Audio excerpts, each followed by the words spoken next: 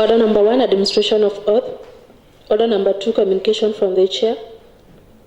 Order number 3, messages. Order number 4, petitions. Order number 5, papers. Order number 6, notices of motions. Order number 7, questions and statements.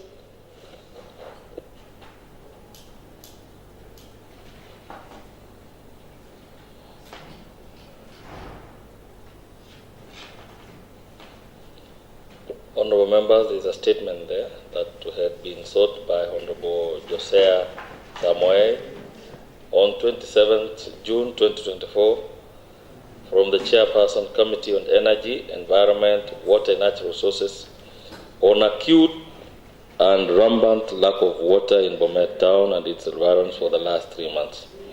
In the statement, the Chairperson should indicate the measures, that is short and long term, that have been undertaken by the BOMET Water Company and the Department of Water to ensure that water is made available to the residents as soon as possible.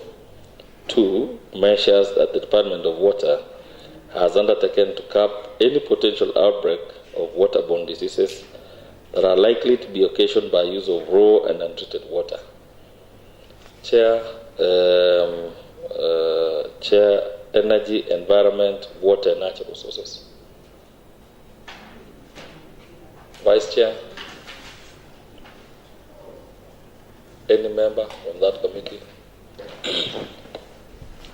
Mr. Speaker. Yes. I've looked around and I'm not seeing my chair, or the vice chair. But still I sit in that committee as a member. And I don't know whether it's wise that we respond as the committee to the question. And having looked around, I don't see the honorable member who asked the question.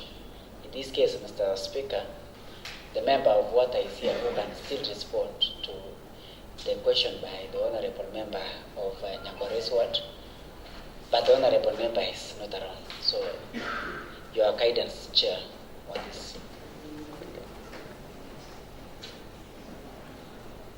Honorable Victor, you want to say something?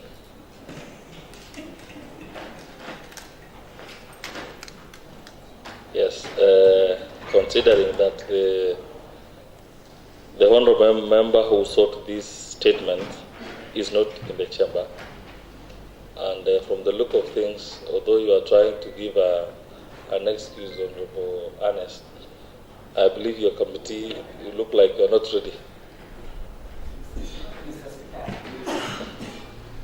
My committee is ready with the response, Mr. Speaker. It's only your direction. So is it available? If it is available, it can be ready. It's available, Mr. Speaker. Kindly then give it to the House, the report.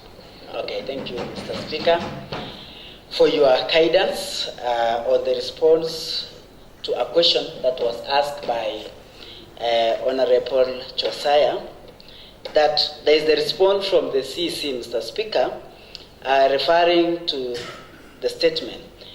The statement would seek to answer question on the expenditure report for the year 2023-2024. The county assembly or committee on water, environment and natural resources seeks the following information from your department. This is the message that we wrote to the CEC on the question that was sought by the honorable member. We had requested her to give us the measures, that the question was the measures, both short and long term, that have been undertaken by BOMET Water Company and the Department of Water to ensure that the water is made available to the residents as soon as possible. The second question was the measure that the Department of Water has undertaken to curb any potential outbreak of water diseases that are likely to be occasioned by the use of raw and treated water. Third was the expenditure report for the third. Okay, that was for the committee consumption, Mr. Speaker.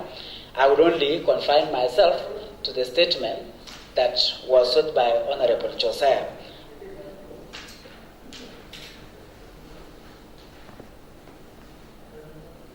Have you shared that report with the members? Yes, with all the members. It's already in our That's been soft. shared. Okay, fine. Proceed.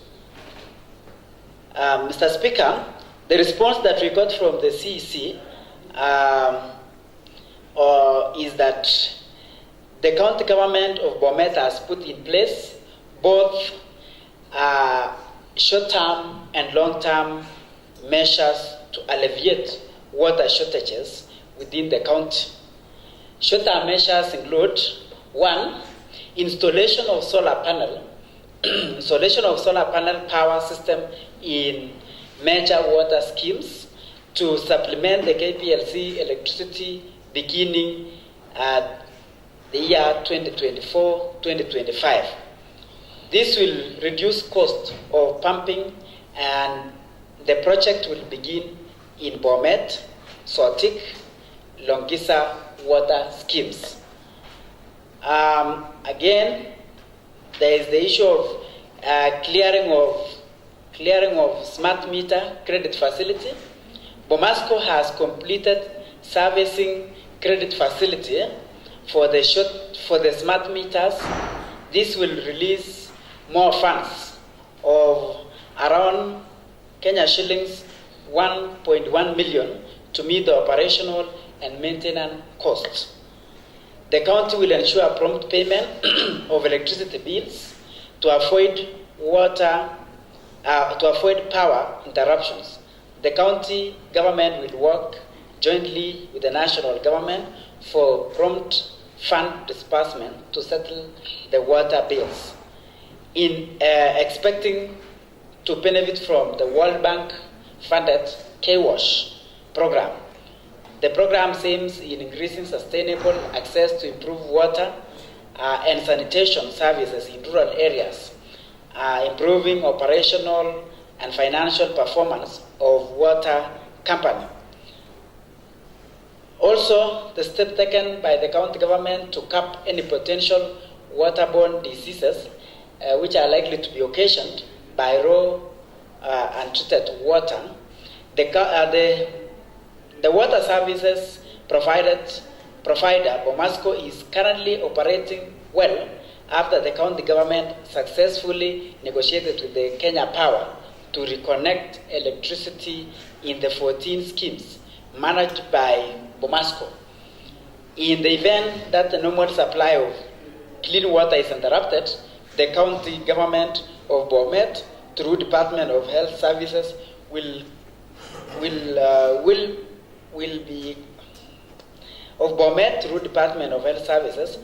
carry out health and safety inspection of food premises to ensure safe food practice and adherence to hygiene standards. The department will also carry out public awareness campaigns to educate the public on proper food handling and hygiene practice that includes but not limited to boiling of water from unprotected water sources before using for domestic purposes. That is the response to the question that was asked by Honorable Josiah, the Speaker. Thank you. Thank you very much for stepping in on behalf of your chair and giving us the report. I believe if it has been shared, the Honorable Member Josiah Samuel will be able to read. Are there reactions from other members? Okay, if there is none other, then we will proceed. Clerk. Order number 8, the BOMET County Finance Bill 2024, Bills number 2 of 2024. First reading. Honorable Speaker, I would like to move the motion that the BOMET County Finance Bill 2024, Bills number 1, 2 of 2024, to be read for the first time. Honorable Speaker, Point of order. What's the point of order? I think this is a reading for the second time. The the second time, not first time. That's what I know. Is it the first or the second? So maybe there was a typographical error. Proceed. Honorable Speaker, on behalf of the people who wrote the order paper, I want to apologize for that small mistake I made. This is the second reading. So I would like to move the motion that the BOMET County Finance Bill 2024, Bills number 2 of 2024, be read for a second time. Honorable Speaker, the Departmental Committee on Finance and Economic Planning is pleased to present a report to the BOMET County Finance Bill 2024 following a successful public participation process conducted across all the 5 sub-counties: BOMET Central, BOMET East, Chepalungu, Sotik, and Konoin. This exercise is a fulfillment of the constitutional mandate to involve the public in decision-making processes, particularly on matters of revenue generations and financial management, as enshrined in Article 196 of the Constitution of Kenya 2010. The Finance Bill is a critical tool for ensuring the county generates adequate revenue to finance essential services and development projects. It sets out the taxes, levies, fees, and other charges that the county government will impose to fund its operation for the coming financial year. The bill must align with both national fiscal policies and local economic realities to promote fairness, equity, and sustainable development. During the public participation process, the committee engaged with diverse stakeholders, including residents, business owners, civil society groups, and local leaders to gather their views and concerns on the proposed revenue measures. These consultations were crucial in shaping the final draft of the finance bill, ensuring that it reflects the priorities and aspirations of the people of BOMET County. The committee has carefully considered all feedback and suggestions, making necessary amendments to balance the county's revenue needs with the economic welfare of its residents. This report provides a detailed account of the public participation processes, the committee's findings, and its recommendations. We are confident that the proposed finance bill, once enacted, will provide a strong foundation for the county's financial stability while fostering economic growth and development across all sectors. We wish to express our gratitude to the residents of BOMET who actively participated in the consultation and provided valuable input. We also extend our appreciation to county executive and members of the county assembly for their support and commitment to ensuring that this process was inclusive and transparent.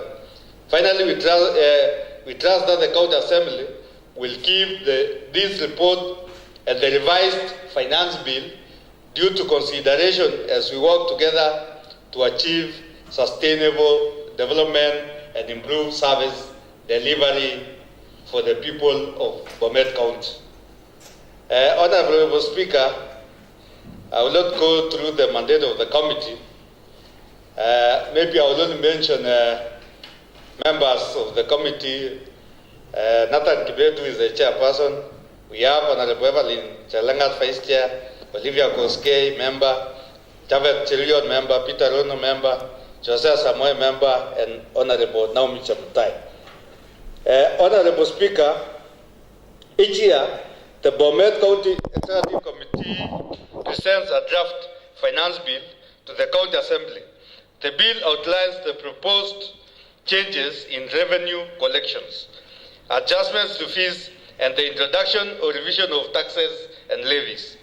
The Departmental Committee on Finance and Economic Planning is responsible for reviewing this bill, conducting public participation hearings, and ensuring the proposals are in line with the county's development goals, legal requirements, and economic realities. In line with Article 196 of the Constitution, the committee facilitates public participation, allowing residents of BOMET County to engage with and provide feedback on the proposed finance bill. This ensures transparency, accountability, and inclusiveness in decision-making processes related to the county's financial management. The committee's report on finance bill will reflect its findings, deliberations, and recommendations, offering a comprehensive review of the proposed revenue measures and their potential impacts on the county's economy, the business environment, and the livelihoods of the local residents. The report will also highlight any amendments or adjustments made to the bill to ensure that it supports the county's vision for economic growth and sustainable development. The legal framework, key constitutional provisions include Article 209, subsection 3, which grants counties the authority to impose property rates, entertainment taxes, and other taxes as authorized by national legislations. Article 209, subsection 4, enables counties to levy charges for the services rendered within the county, such as water supply, waste management, and other public utilities. Article 210 requires that no tax or fee be imposed, waived, or filed except by legislation. This safeguards against arbitrary taxation and ensures any revenue-raising measures are backed by law. Article 185 confers legislative authority on the county assembly, empowering it to pass laws, including those on revenue generation aimed at promoting economic development and service delivery. Public Finance Management Act 2012. The Public Finance Management Act sets out a framework for managing public finances at both the national and county level. So the key provisions relevant to counties include Section 161, which establishes the requirement for counties to set up a county revenue fund, into which all county-generated revenue is deposited. Section 132 guides counties on the preparation of annual budgets, including development of revenue forecast. Section 109 mandates that all revenue collected to be paid into the county revenue fund. Section 161(2) allows counties to borrow funds subject to legislative approval and compliance with national regulations, which influences how counties plan and raise revenue. The County Government Act 2012 provides a general framework for county governance. Significant provisions include Section 109, which empowers county executive to formulate revenue-raising strategies. Section 125 stipulates the requirement for public participation in county financial matters. Section 102 highlights the principles of planning and financial management. The County Finance Act is a key piece of legislation which is required to be passed annually by the BOMET County Assembly. It authorizes the county government to impose taxes, fees, and charges, providing the legal basis for revenue collection. So the Finance Act outlines the business permits, property taxes, market fees, parking fees, entertainment taxes, and charges for public services. The National Treasury Guideline, the National Treasury through the CRA provides fiscal guidelines to ensure equity and efficiency in county revenue collection. These guidelines help BOMET County align in its revenue strategies with national fiscal policies, ensuring sustainable development and fiscal stability at a local level.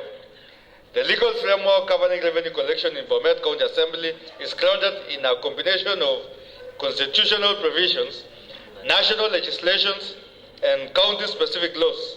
This framework is essential for ensuring that the county has the legal authority to raise revenue in a transparent, equitable, and efficient manner.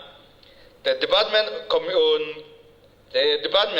on Finance and Economic Planning in BOMET County Assembly is responsible for ensuring that the county's revenue collection aligns with both legal requirements and county's development objectives. Through careful management and legislative oversight, BOMET County can generate sufficient revenue to meet its development goals and provide essential services to its citizens. So, Honorable Speaker, I would not like to go through the views from the members of the public. I will skip that one. I think honorable members will later on read in their respective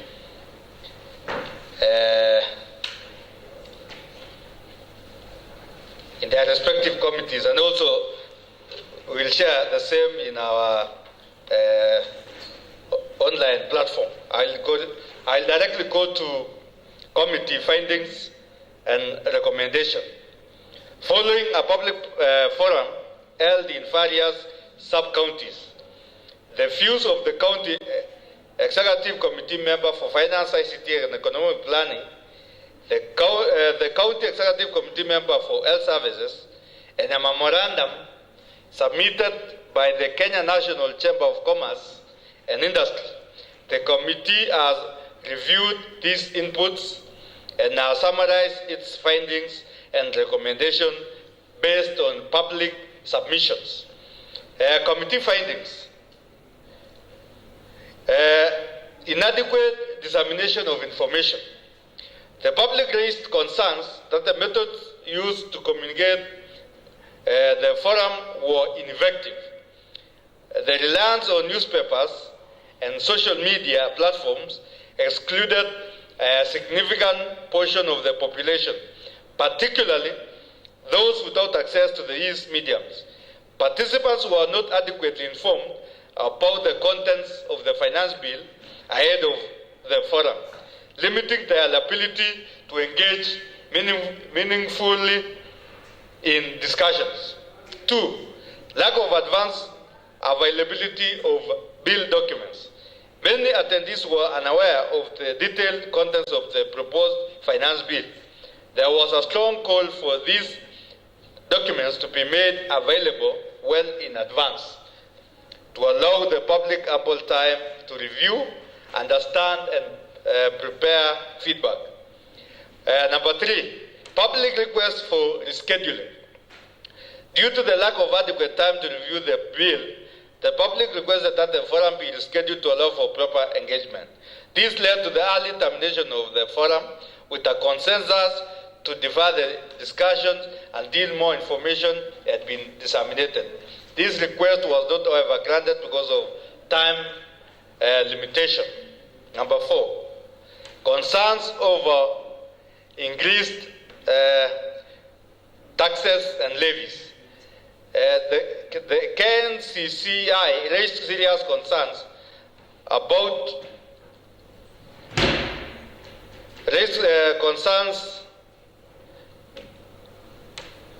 the proposed increases in taxes, fees, and levies, particularly those that affect small and medium-sized enterprises, SMEs.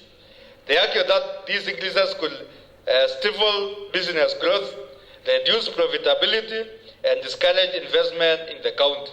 Specifically, sectors such as retail, agriculture, and manufacturing were highlighted as the most vulnerable to the adverse effects of increased taxes, potentially leading to job losses and reduced economic activity. Number 5, impact on small business. The proposed increase in fees for small businesses, including kiosks, border operators, and retail shops, was noted to be burdensome. The KNCCI emphasized that many small businesses are still recovering from the economic impact of the COVID-19 pandemic and are therefore ill-equipped to handle substantial increases in operational costs. Number 6, the public discontent with multiple licensing requirements.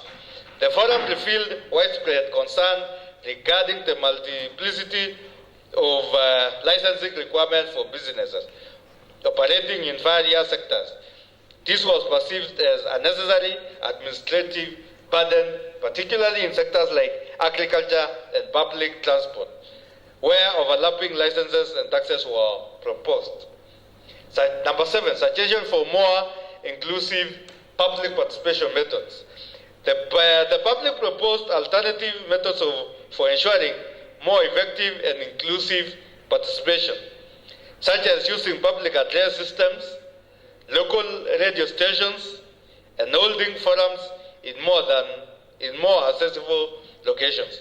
This will ensure that information reaches even the most remote parts of the county. Number 8 is request for more transparent use of revenue. The Kenya National Chamber of Commerce emphasized the need for greater transparency in how the county government intends to utilize the additional revenue collected through increased taxes and fees. They expressed concerns that business and the public are often unaware of how these funds are spent and called for a clear plan that demonstrates how the increased revenue will contribute to improve public services and infrastructure. Committee recommendations. Number 1, enhanced public communication. The County Assembly should adopt a more comprehensive communication strategy to ensure wide dissemination of information. These include 1, publicizing forums through local radio stations, public address systems and posters in strategic locations. 2, using community-based organization to mobilize and inform local residents about important public participation events. Recommendation number 2, advance availability of finance bill documents. The committee recommends that any document relating to the finance bill, including proposed tax and fee changes, be made publicly available at least 1 week prior to public forums. This will give the public adequate time to review and provide informed feedback. Recommendation number 3, transparency in revenue utilization. The committee recommends that the county government provide detailed and transparent plans for the use of revenue collected through taxes and fees. Businesses should be made aware of how their contribution will be utilized to improve public services and infrastructure. A portion of the revenue should be directed towards improving business-related infrastructure such as market facilities, roads, and utilities to support economic activity. Recommendation number 4, inclusive and accessible public forums.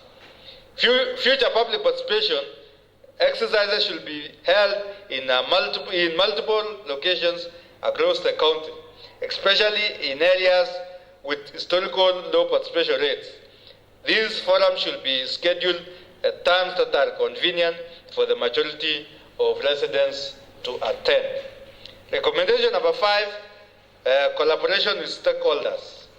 The committee encourages collaboration with the local business groups, such as the Kenya National Chamber of Commerce and Industry, to ensure that the private sector concerns are considered. This can help foster a more cooperative approach to revenue collection, and economic development. Re-evaluation of proposed taxes and fees. The committee recommends a review of the proposed increases in taxes and fees, particularly those affecting small businesses, agricultural producers, and the transport sector.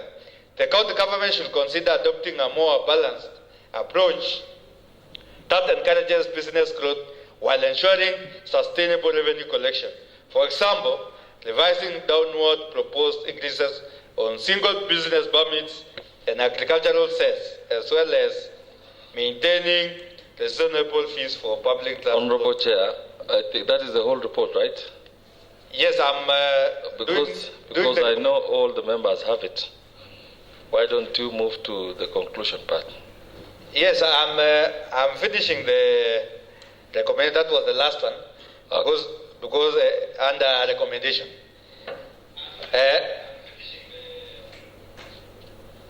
On recommendation number 7, I will not go through it because recommendation number 7 contains the amendments which will be dealt with when the committee of the whole house will be dealing with the finance bill. So I will not go through the recommendation number 7. I can see there are not so many. Maybe you can just go through them. No, it's around 4 pages or 5 pages, Honorable Speaker. So then. So we'll deal with it during the committee of the whole house. Okay. Because that will include the amendments that will be made to the finance bill. But the assurance I want to give to the House and members of the public is that after a successful public participation, we reviewed the views of the public, the business community, and we made some recommendation that some of the proposed changes be reviewed. So we'll do so during the committee of the whole house. Okay. Honorable Speaker, I'll directly go to conclusion. In conclusion, the BOMET County Finance Bill 2024 represents a critical tool for enhancing revenue collection and supporting the delivery of essential services to the county's residents. However, as highlighted during public participation and stakeholder engagement, including submission from the Kenya National Chamber of Commerce and Industry, it is clear that the proposed financial measures have significant implications for the local economy, particularly for small and medium-sized enterprises, key economic sectors, and the general business community. The committee acknowledges the importance of balancing the county's revenue needs with the economic realities faced by the business and residents.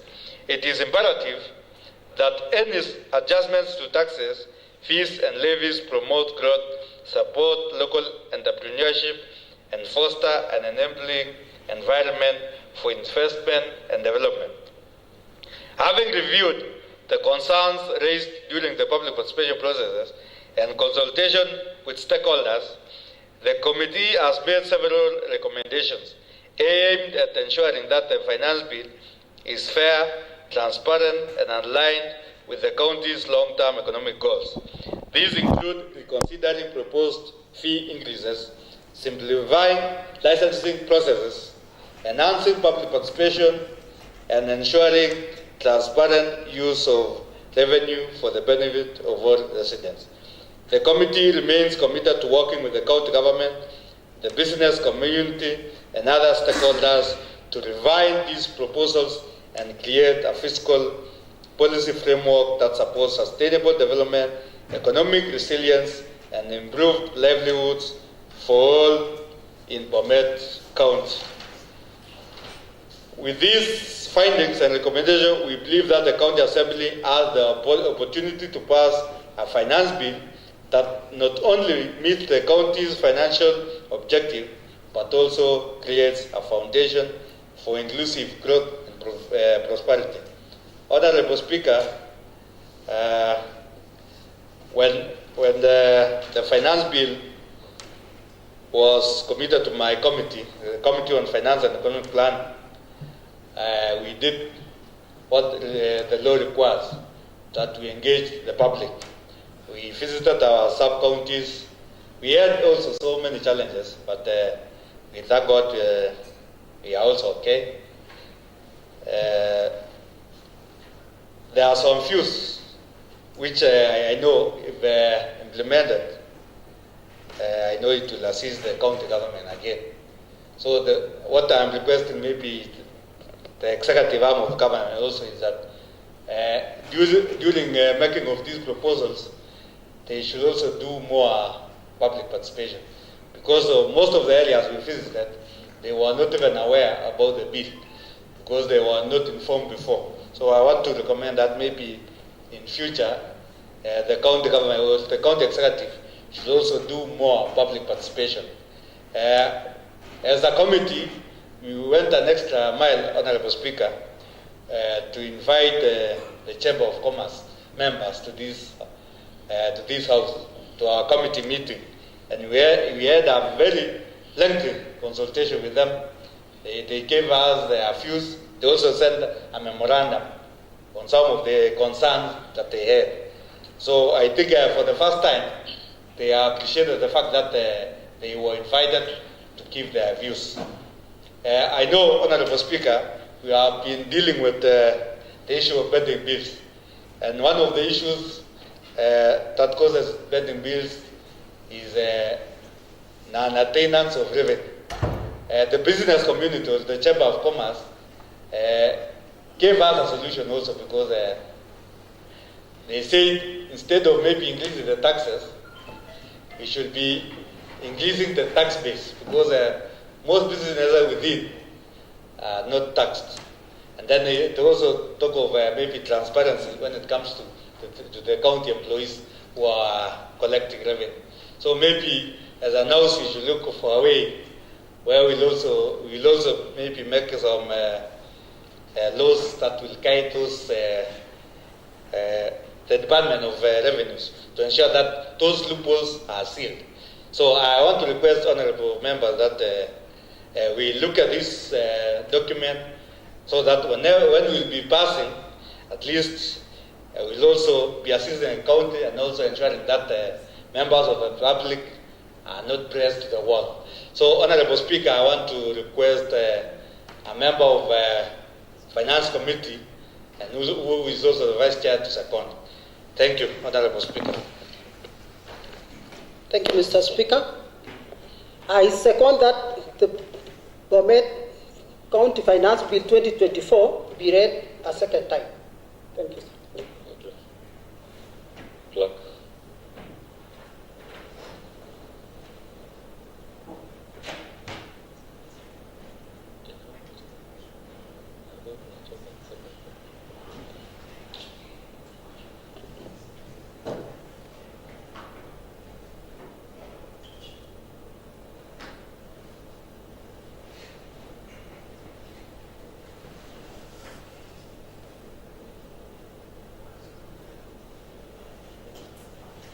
So thank you very much. Proposer of this motion, BOMET County Finance Bill 2024, Bill number 2 of 2024. And the seconder of the same, that it be read for the second time. Therefore, honorable members, I propose that the BOMET County Finance Bill 2024, Bill number 2 of 2024 be read a second time. And the floor is open for debate.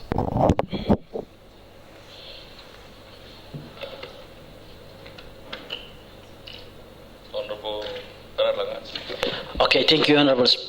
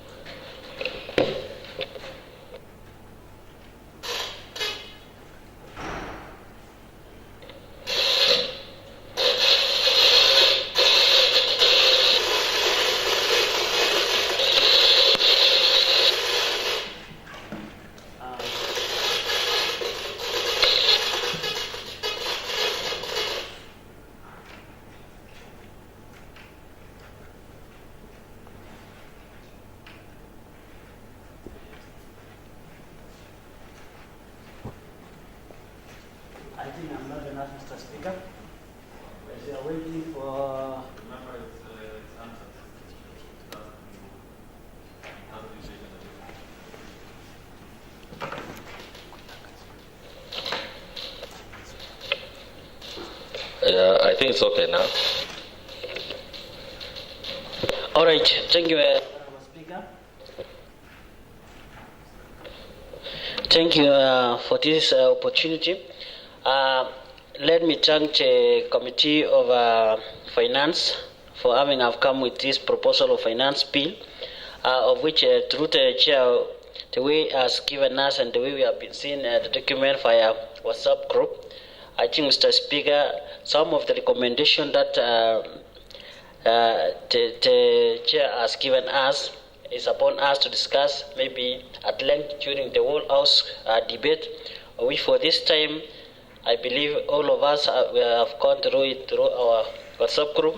If we can move faster, because it will allow us to go through in the third reading. Thank you.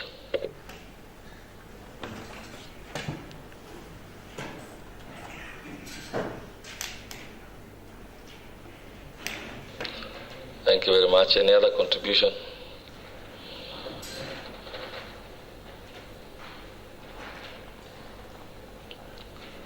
Thank you very much. There being no other contribution, I'll proceed to put a question that BOMET County Finance Bill 2024, Bills number 2 of 2024, be read the second time. Will as many as are of this opinion say aye? Aye. Will as many as are of the contrary opinion say nay? The ayes have it. I'll proceed to read the second time. Honorable Ernest. Mr. Speaker, I wanted to seek leave to give a notice of motion. But before you seek leave, it has to be read. The bill has to be read. Okay. Just immediately after what you have. The BOMET County Finance Bill 2024, a bill for an act of the County Assembly of BOMET to provide for various taxation, imposition of fees and charges for services, and other revenue-raising measures by the county government, and for matters incidental thereto. Second reading. Okay, you can now raise your issue. Thank you very much, Mr. Speaker, for this opportunity. I want to seek leave to give a notice of motion. Honorable Speaker, I beg to give notice of the following motion. Aware that the Section 9 of the Public Officer Ethics Act provides that a public officer should carry out his duties in a way that maintains public confidence in the integrity of his office. Noting that Section 11 of the Act also provides that a public officer shall not use his office to improperly enrich himself or others. Also further aware that Section 12 of the Act provides that a public officer shall not use his best efforts to avoid being in a position in which his personal interest conflict with his official duties. Also aware that the Leadership and Integrity Act provides that a public officer shall observe and maintain the following ethical, moral requirements. 1, demonstrate honesty in the conduct of public affairs subject to the Public Office Ethics Act. 2, not to engage in activities that amount to abuse of office. 3, accurately and honestly represent information,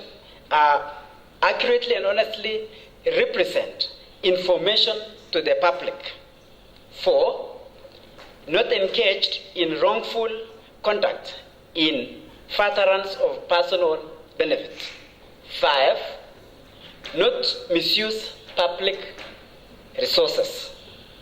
6, not falsify any records.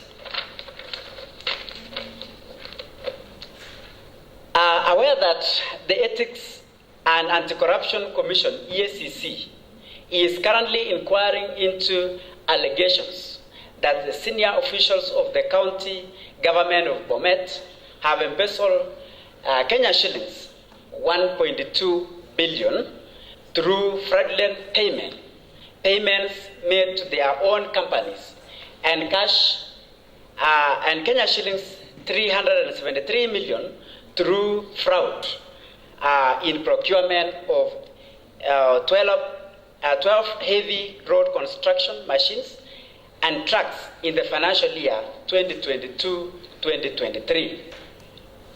Noting that EACC has indicated that the said senior officials include the county executive committee members, chief officers, and other senior officials in the county government of BOMET. Further aware that the said senior officials are alleged to have siphoned public funds through payments made to companies owned by themselves, family members, and proxies. Concerned that the suspects have allegedly abused their positions of trust and authority to embezzle public funds through collusion, procurement fraud, and payment for non-existent or substandard services. Deeply concerned that the allegation as stated by the EACC amounts to gross violation of Constitution, Leadership and Integrity Act and the Public Officers Ethics Act.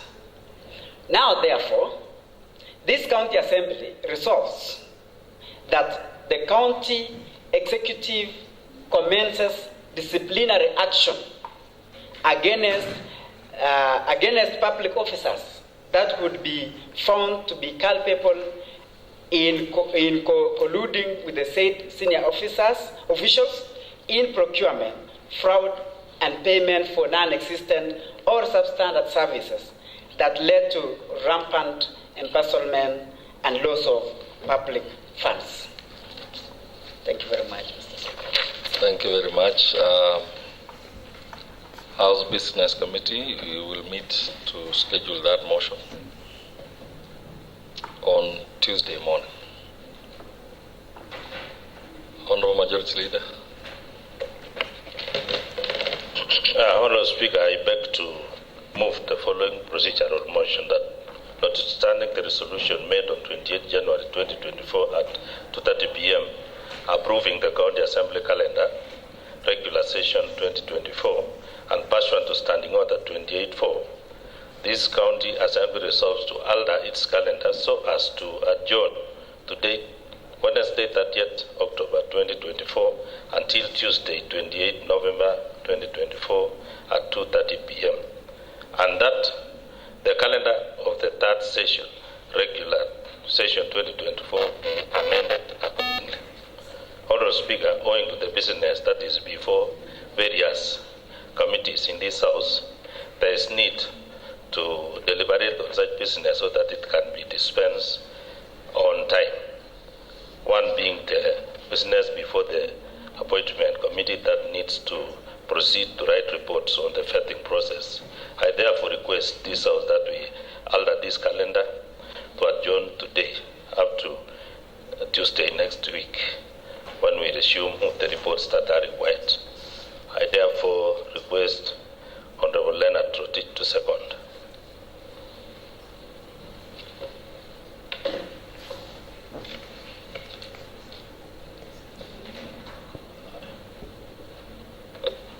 Okay, thank you, Honorable Speaker. I rise to second the motion moved by Majority Leader that we adjourn today to next week, Tuesday.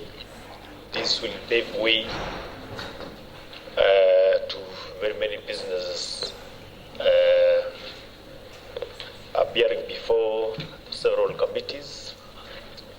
And I want to urge the members that we support so that sufficient time will be allocated to many businesses which are behind the very many committees of this Honorable House. I beg to second. Thank you. Thank you very much, Majority Leader, for moving the procedural motion and also the Deputy Speaker seconding.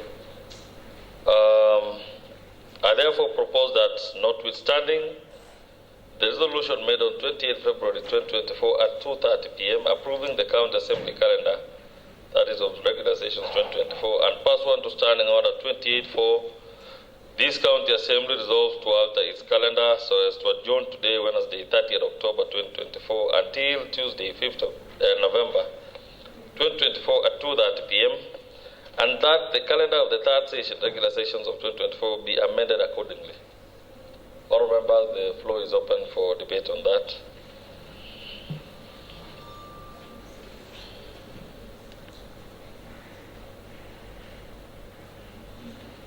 Going by the mood of the House,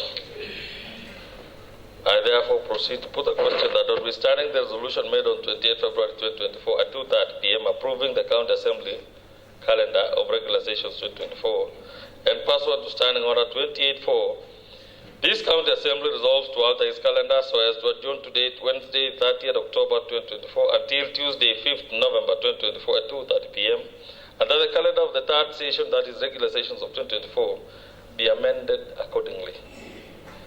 Honourable members, will as many as are of this opinion say aye?